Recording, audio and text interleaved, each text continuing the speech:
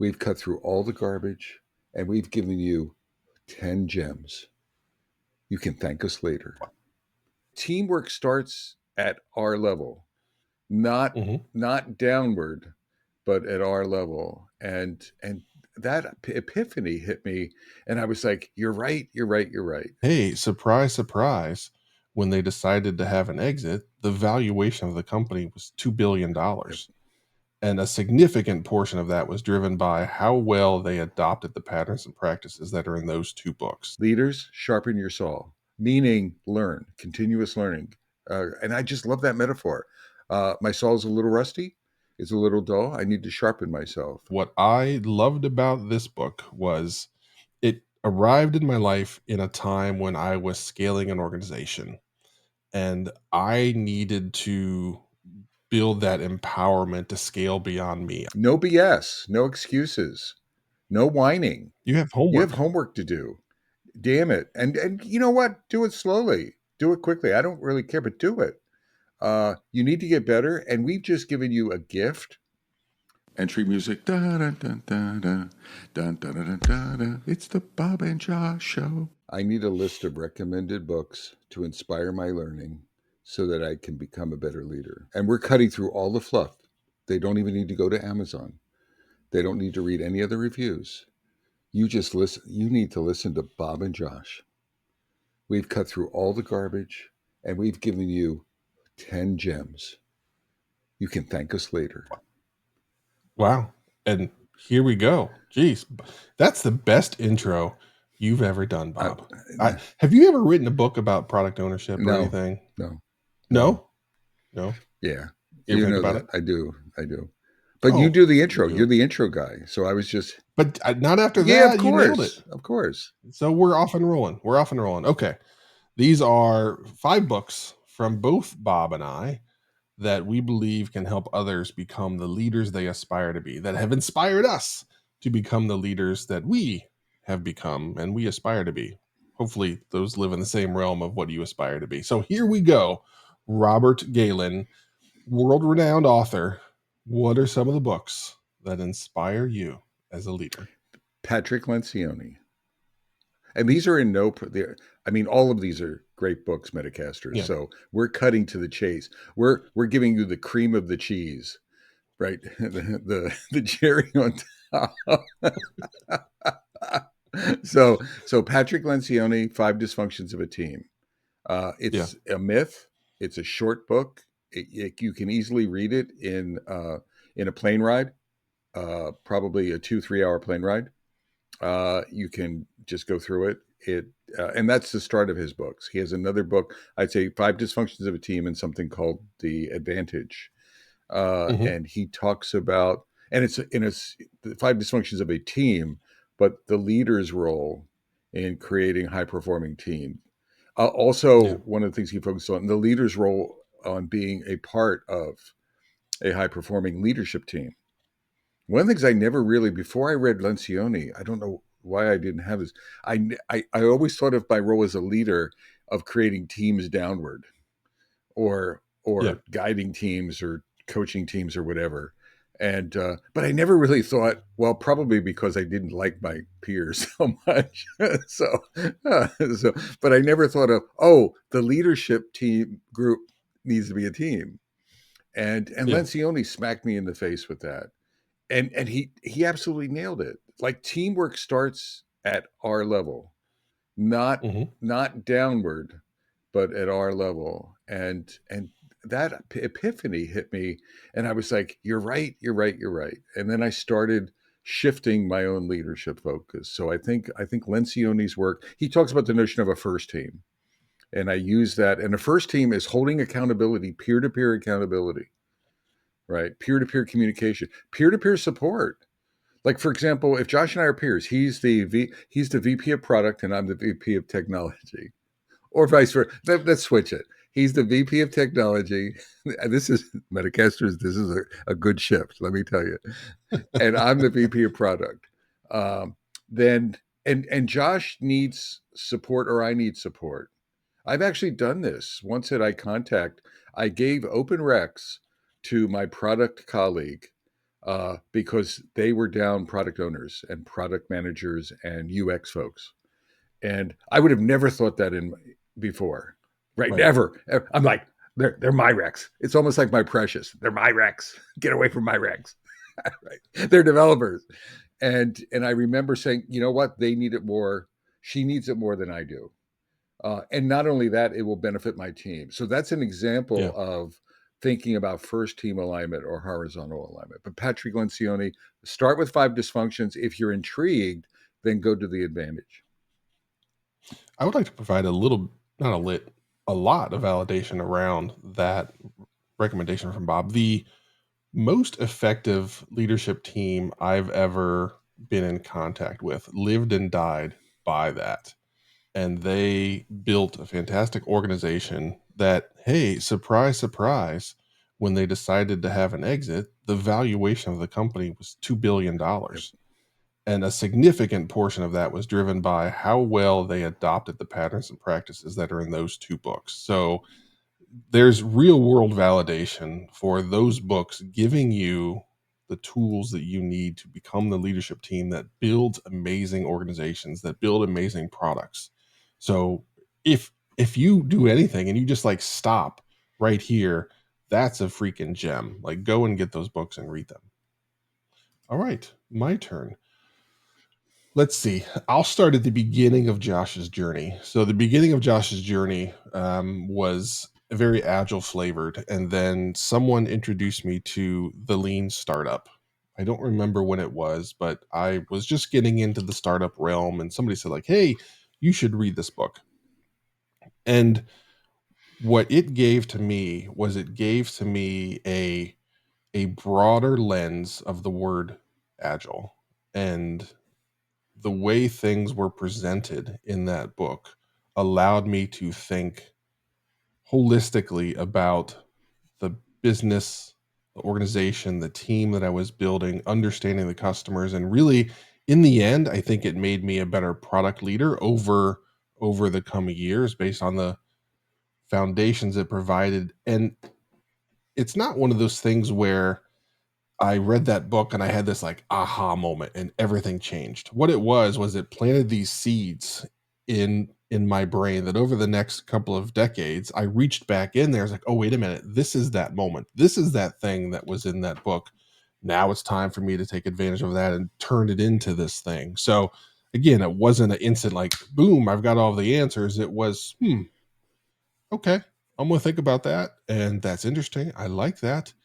And as my career evolved and my journey meandered and did all the things that happen, I found myself reaching back into there and having those nuggets and thoughts and plans where I could, oh, okay, cool. This is now we do this. And it provided the clarity that I think really helped me along the way have fewer missteps than I might have. I don't know if I have anything. I would agree. Yeah. I wouldn't disagree with you. I don't know if I have anything to add. It didn't have that compelling of an impact on my journey. I Hmm. think it had a compelling impact on the industry. Right, right. Yeah. It did. Not I think. It had a compelling impact on the industry and it changed a lot. Not just leaders, but innovators, product folks, leaders in general, like executive leaders and things. So I would say thumbs up to that. Uh, Okay, cool. All right. my Robert, next one number is two. an oldie. Metacaster's an oldie but goodie. Uh, and every one of these Metacasters, let's be clear, you want to be a better leader, read these things. Get an Audible, get a Cliff Notes version, get something. So we're Josh and I. I'm putting words in his mouth, but we're giving you a reading list of 10, and this is a must read list to develop your thinking and your reflection around leadership. So seriously consider this stuff. This isn't fluff. This is this is stuff, no fluff. Mm, Okay. So wow. my second is Seven Habits of Highly Effective People by Stephen Covey. It's probably 35 years old. I think I have the 35th year. I bought an anniversary copy of it, and it's been around a while. And it's really been something that I read it years ago. I actually had a cassette tape of it. I would read when there were cassettes. Wait, wait, wait, wait.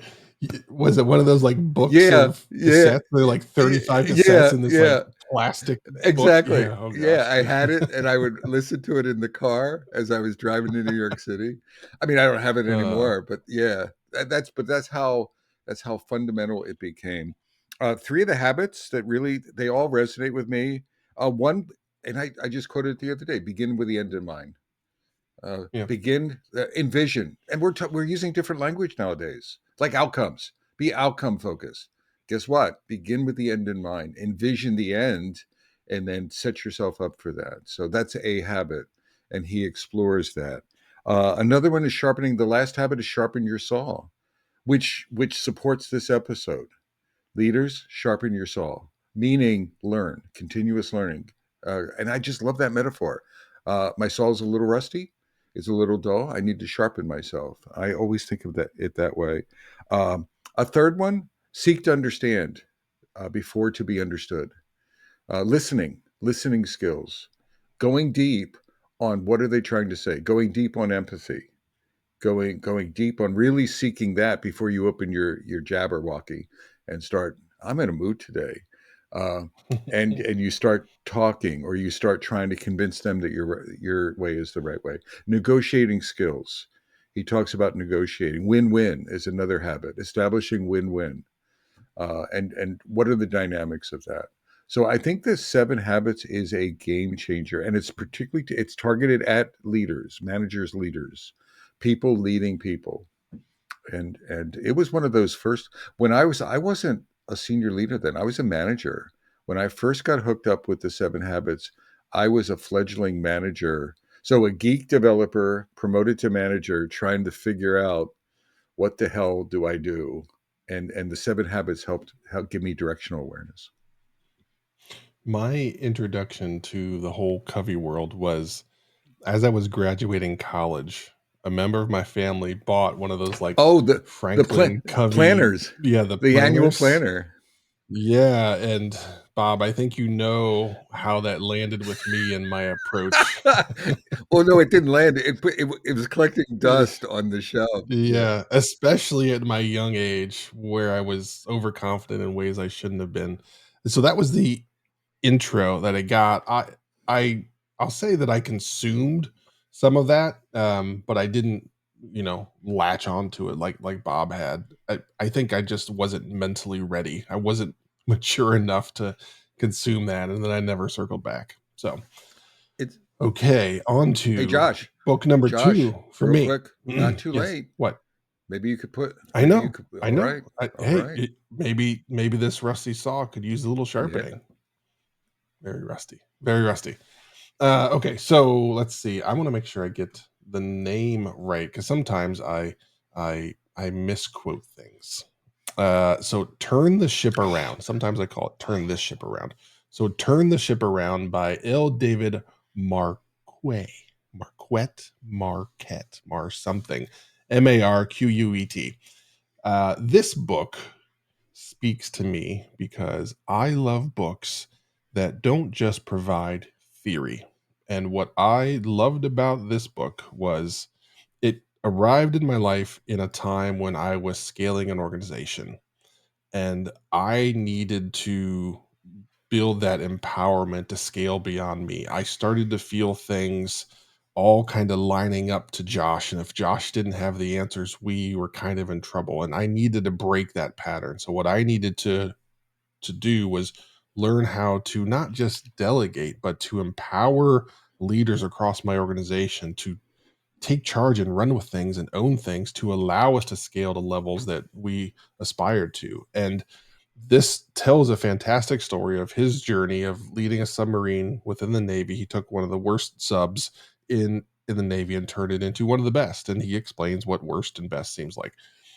But the thing that I value about books like this is at the end of every chapter, after telling the story, providing the theory, it asks you questions and gives you little prods and guides of, okay, now that you read this, how are you applying it within your organization? Oh, you're not, maybe you should try this. Here's things that you should do. So number one, the book is fantastic. It tells a great story, it gives you great tools, but also it gives you real action that you can walk away with and start to drive change within your organization. So those are things that I love.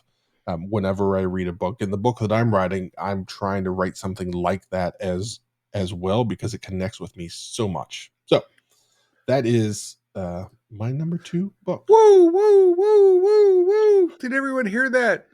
And just matter of factly, and the book that I'm writing, I'm trying to model the practicality of that book. Yeah, Metacasters, send some positive energy to Josh Anderson to finish that book. Come on. yeah, I'm gonna need it. Absolutely. Come Send on, it. send it. I need an Send avalanche it. of that. Send it. I want to see it. I want to read it. Josh, I want to write a forward. I'm just putting my name. Oh I'd boy. love to write a Okay. forward for your book. I'd Okay. love to. I'd love to think of how. I'd love to sting the forward of your book. Oh Yes, yes. boy, there Oh, we I'm go. sorry. No, I'm not. Really, turn the ship. I think it's David Marquette, but I'm not quite sure. He. I agree with you. One of the things that struck me from that, it's a wonderful book, Metacasters. Read it. It's incredibly tactical, hands-on, real world, and it applies to all leadership. So if you can do it in the military, you can do it. This excuse of the military. He turned it around in a military context, in a military culture. But it's commander's intent. Don't tell people what to do. Establish your intent, Hmm. and then delegate, give, empower. And I love that. People think the military is all about micromanagement. That's in micromanagement military, but a lot of military leadership now is not what you think it is. It's commander's intent, and what he talks about. The other book that he's written, that I've read probably 2/3 of it, and I love it, is Leadership is Language, and it Hmm. connects directly to Turn the Ship Around because it's the language he uses. He's very specific about the leader language and what he doesn't use, what he doesn't step into, how he frames his job versus other Mm. people's job. And leadership is language. Leadership is language emphasizes that our language matters as leaders. So if you're going to pick up get a twofer out of that. Well Yeah. worthwhile. I have to add that to my list. I gotta hit that. Yeah, yeah, it's a good book. What else? My next one I want to. Oh, and Turn the Ship Around Metacasters was on my list too. It was Okay. it was on, so that was But you got the bonus with the leadership yeah. language. So So I look at I that. sort of yeah I will, Look at and it you. just says that you and I are just so simpatico. Oh I just yeah, wanted to say totally. simpatico. I mean, look at us. We're both wearing We're black both wearing shirts black. and We grayish could be hats. twins. We Yeah. yeah, yeah. Yeah, Our heads absolutely. are about the same size. You are Danny DeVito. Yes, I am Arnold. yes. Uh, the next one, Radical Candor, Kim Scott. Mm, I knew that was coming. Uh, I mean, that's a slam dunk from it Bob. it is it's and it captured. So I found Radical Candor before Kim wrote about it. Initially, when I was giving feedback, I was obfuscated feedback. So I was an obfuscation artist Yeah. as a leader, basically out of fear, out of laziness, out of not wanting to do the work. I'm an introvert, so I would find excuses to not give feedback, or if I did give it, I would beat around the bush. And then I don't know when, but many years ago, I I just realized that I was being ineffective, and it was hurting the team and the orgs and me. And so then I rotated and I started giving clear feedback, and I had this, and it's like it changed things. It changed, and then I became more artful at it. So in the beginning, I wasn't very artful or very skilled. And as I become more skilled, it changed things, and people turned around, and situations turned around, and I realized that my inability to provide feedback, candor, and then my ability to provide it was a game changer in my leadership results. And then Kim's book came out, and it's a short book. It's another one of those quick reads on a plane ride, like a cross country plane ride. And she nailed it. And Josh knows that in my leadership work. So if I do any leadership discussions or if I do a workshop, I actually make people provide practice radical candor in a triad. And what's surprising is people really struggle with that. Leaders struggle. Yeah. They even in contrived situations, right? Simulated situations. They struggle. They think here's one of the dilemmas. People think that they're providing clarity, and they're not. They lack that self awareness. So practicing there. So radical candor, Kim Scott. There's some really short videos out there, and then read the book. So I'm going to do a Bob and do a yes and with crucial conversation. So that's my radical candor.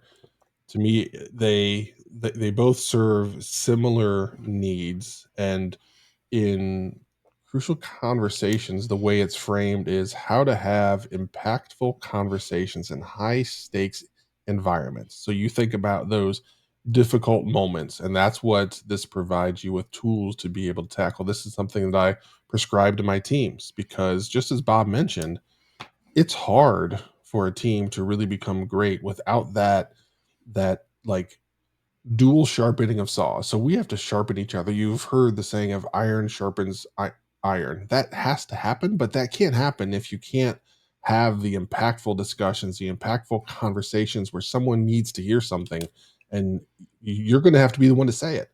And here's the reality: it's hard, it's scary, it's terrifying. And so for me, having a framework that I can wrap my brain around of, okay, cool, this is one of those situations. What do I do? How am I going to tackle it?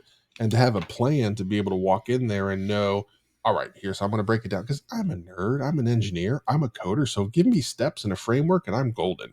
So that's a tool that I use with all of the dev teams that I build, again, so that we can create that environment where the feedback that is required actually happens and doesn't go unsaid, because that's that sneaky silent killer of teams, is the unsaid things that just you lose and those moments are gone and now your team is weakened forever because somebody didn't say that thing.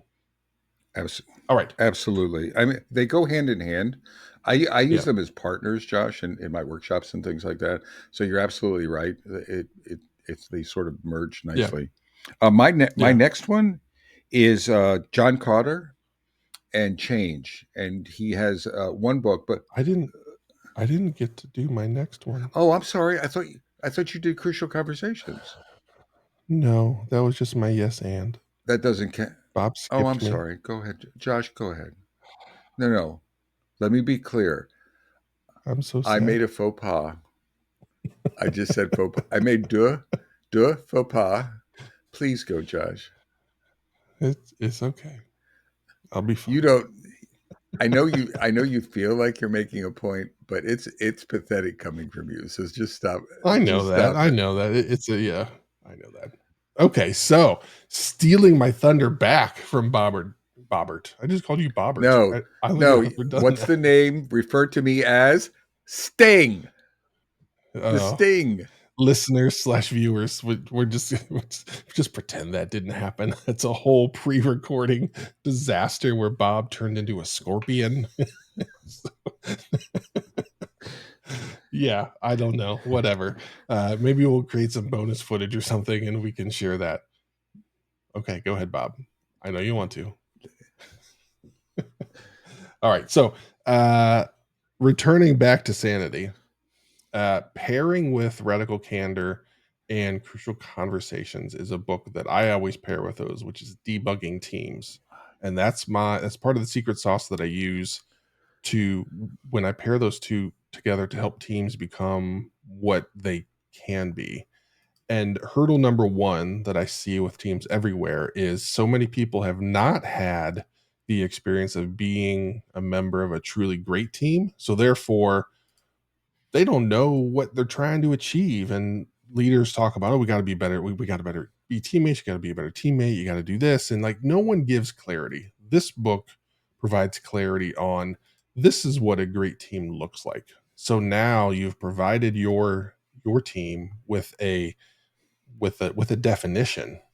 Okay, cool, you have the definition, but there's still some hard work that is required for you to get there. That's where radical candor, crucial conversations come in, and you can help achieve that. So the reason why I hit the brakes on Bob was I wanted to make sure we package that all up together and say, hey, this is a good combo platter of books that you can use to help shape teams by giving them, this is what great looks like, and then now here's a set of tools I'm going to empower you with to enable you to achieve that vision of what great can be. Okay, Bob, sorry I No, no, stole no. the thunder in a very pathetic No, manner. I you're just wanted to make good. sure we packaged it up. Uh, I I've never read that book, Mm, but and I probably never will, and that has nothing to do. But yeah, I know that you have. That's one of the first books. So Metacasters, uh, for a guy that doesn't read that much, and is more experiential, hex. that's changing. That many things are changing about Josh, but that was. I mean, remember when we did the peanut butter and jelly, or we did a show on the road or something like that, and you were talking about that book, and Mhm. etc. So you've read that like 10 years, Very, 10. yeah, very, very passionate about this, and I have bought that book. I have bought hundreds of copies of that book and given it to team Yeah, members. I mean, you've been on that thing, so that Yeah, just says something to me. I want to go back to yeah, John Cotter. He's a change. He talks about organizational change more at large corporate level. I don't think it's an small company or a startup. It can his stuff can be applied there, but it's more larger scale company change. The book I'm recommending is Leading Change, and the reason I'm doing is I think leaders and our core audience it changes. So change is happening everywhere, whether you like it. So resistance is futile. You have to deal with change, and not just deal with it. You have to lead your organization. You have to become adept leading yourself, your team members, your organization through change. And then again and again and again. And he provides a wonderful 8 step model for that that I think is useful, a thinking tool. Don't let it become a constraint that like a checklist that could be a mistake. But Cotter is a change wizard. And I think now there's other change models or frameworks that I think the Virginia Satir change model is a favorite of mine. It's a little bit softer, but Cotter's is more rigorous. It's more of a harder guideline, and I think it works very well. So for leadership, you should have that in your toolbox. You need to you can't just say I'm good with change, or you can't shake oh I'm very change friendly, or yeah I embrace change. You have to have the tools and the chops to navigate through it, and Cotter is someone who gives you a baseline set of tools that I think you'll find really useful as a change artist, as leading everyone through change. uh, grimace face here. Have not read the book, and I am one of the worst leaders you will ever meet. 90% of the time when I'm talking to somebody, including Bob, and they reference a framework of things, I stare at them blankly and blink slowly, like, what'd you just say? I don't know that. So that's not a book that I've read. Bob was very kind in defining me as an experiential leader. So yes, that just means I've like slogged my way through life and figured things out. Not the most efficient path, uh, but it's my path. So I just kind of accept it. As Bob mentioned of Josh changing, this is one of those things where that's a weakness that I have. So that's a book I'm going to read. If Bob says, "Hey, this is a tool you should have in your change belt," I'm going to read it. So there we go. Change happening right there, Bob. You did it. You inspired change instantly. That's a So win. let me give you the first 3 steps just to give you a feeling, Metacasters. So create a sense of urgency. Step one. I have that now. Build a guiding coalition Bob's my and coalition. form a strategic vision.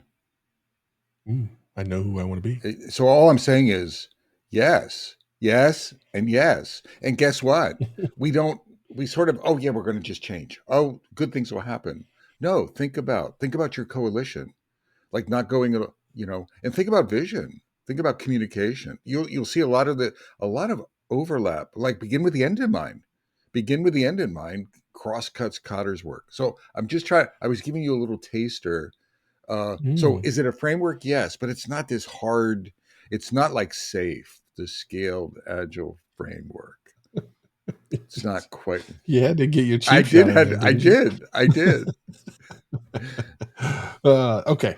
Moving on to my next one. I have lost count. I have no idea what number we're on, so I'll just call it the next one.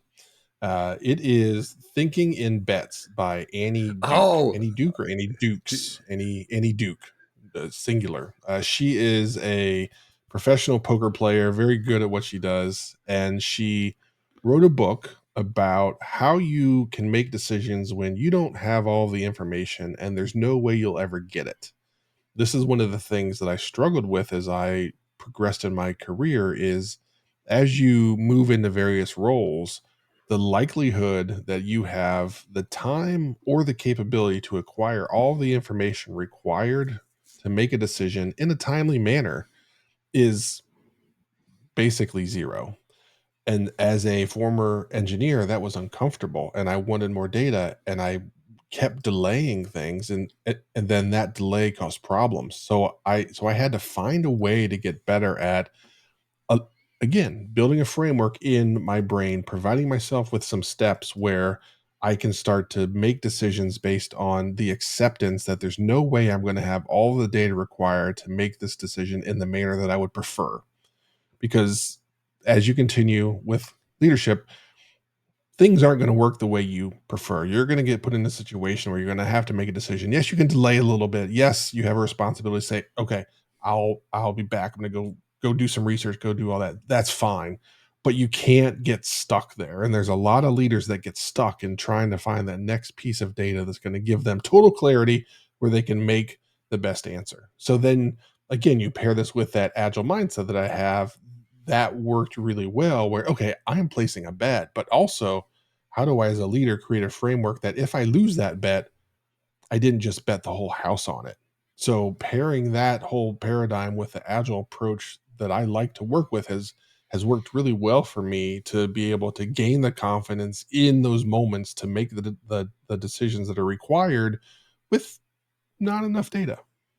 I haven't read the book, Josh, but I saw an Yeah. interview that she gave on the book. Someone was interviewing her, and I was enamored with just the backstory that she was talking about, and then how valuable it was for the business, how it emerged to be a Mhm. valuable resource for business community and leaders and things like that. So I was intrigued back then, but again, it fell off my reading backlog. But Mhm. I think that's a critical skill. I think we're close to the end, so I want to Mhm. suggest that we have one more. Like I do, I'll do one more, Okay. and then you can have a bonus if you want. But I think because Okay. we've done some double dipping. I think we've suggested 10. Metacasters, I'm going to go with not a book, and it's a magazine or periodical, and it's Harvard Business Review. And I've subscribed to Harvard Business Review. I started in Connecticut before I moved to North Carolina, so I've been in North Carolina for 28 years. So I've been reading Harvard Business Review for like 30 years. uh, and then now they have, and most of it was paper copies. So I used to keep like all the old issues, and until like one of the girders under my floor cracked under the weight, and then I started doing electronic. But I still to this day have a subscription. I still get paper and electronic. What I do, I'm looking at a directory on my computer, and the articles that I see on a monthly basis that I like, I can actually grab the PDF and I put them in. So the remarkable stuff I put in, and then I use it in my workshops, in my leadership workshops. So I'll just give you a sense. They have one on Lencioni. So there's just one here. Managers can change or no, Lencioni, make your values mean something. Another one, millennial managers can change company culture. Uh, Another one, more than 50% of managers feel burned out. Organizational transformation is an emotional journey. Productivity is about your systems, not your people. Quiet quitting is about bad bosses, not bad employees, and that's just a sample of the Mhm. ones that I've squirreled away to learn and to reference and things like that. It'll make you. It's also relevant. I mean, you're getting up to date thinking in Harvard Business Review. And I'm not don't trigger on Harvard or that Yeah. the university. This is an incredibly rich resource.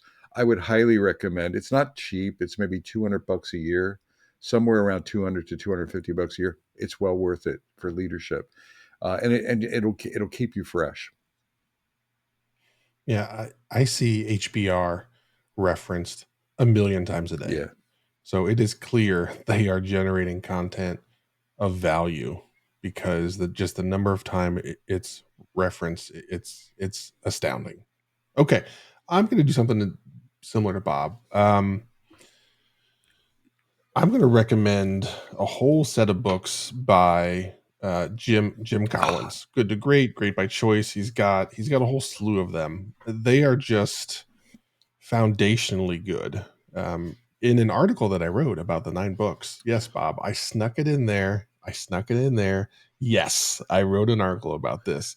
The 9 books that shaped me as a leader, the Lean Startup and Two by Jim Collins shaped the foundation of me as a leader. So I don't think you can go wrong with a Jim Collins book. So all of them, any one of them, pick them. They're good.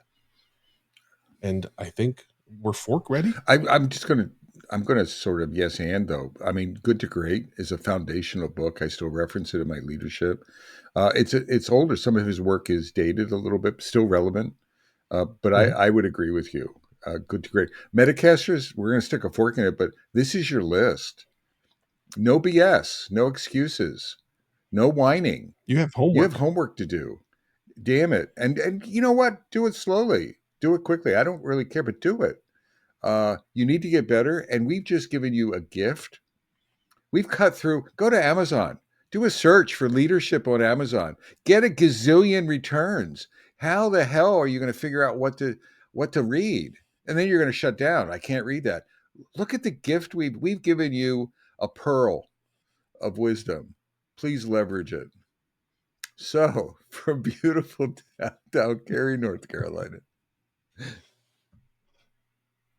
Oh, yeah. And sorry. I sorry. I was mesmerized by the outro that Bob just created. I was blinded by the beauty of it. I just totally forgot that I'm supposed to utter these same words of from beautiful downtown Fuquay Arena, North I'm Carolina. Bob Galen. But I'm Josh Anderson. Shake. And Take bake. care, y'all.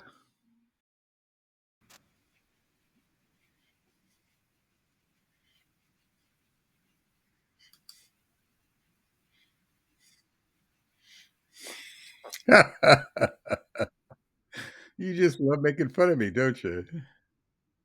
What? Who said I was making fun? I'm listening to the Scorpions, man. Yes, yes. Are you getting rocked like a hurricane? I know Big City Nights. I already Oh, did rock like a I'm ready. I'm juiced up, my friend. Oh my god. I'm ready for you. we I'm gonna matched today. sting you like a scorpion. Yeah. Whoop.